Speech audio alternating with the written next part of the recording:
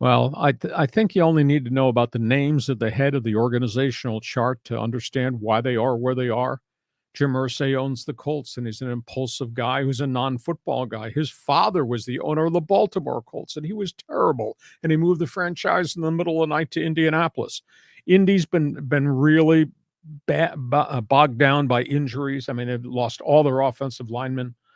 Their running back just had surgery over the weekend, Jonathan Taylor. So it's just not the same team as we thought it might be just a couple of years ago.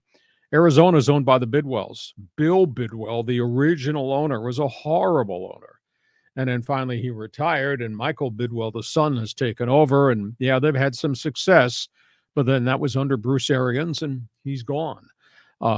Arizona situation, they obviously made a mistake with Cliff Kingsbury. That did not work out.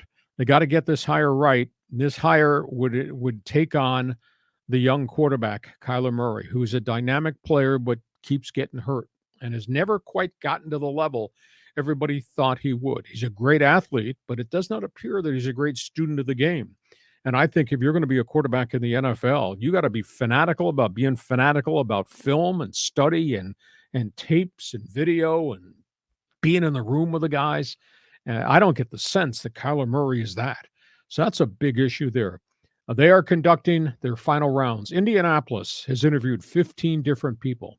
Wow. But out there in the ozone is this constant rumor that Jim Irsay wants to bring Jeff Saturday back. They were 1-7 under Jeff Saturday. They lost 11 of their last 12 from Frank Reich to Jeff Saturday. Granted, they have draft picks and all that. So that's a strange storyline because a lot of good names have gone off this board. In terms of Arizona, second interview with Brian Flores, the ex-Miami Dolphins coach. Second interview with Lou Anarumo, the defensive coordinator, Cincinnati. He's not a household name, but obviously has impressed an awful lot of people with what Bengal football has become. I think those are the two finalists right now. You would think both these teams would want to get somebody with an offensive background, but that does not appear to be the way they're leaning. So I would think I don't think anybody hires anybody this week. I would think next Monday or next Tuesday, both those positions will be filled. But boy, I've been in the NFL a long time. I don't think I can trust anything that's linked to the last name Irsay or the last name Bidwell.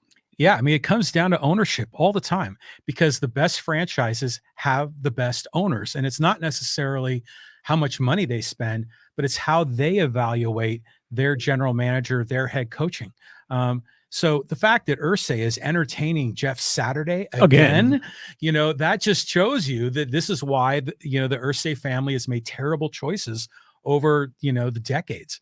So it's a shame for the fans in those two communities. Let's see if they can turn the corner, but it's not looking good. Okay, before we carry on with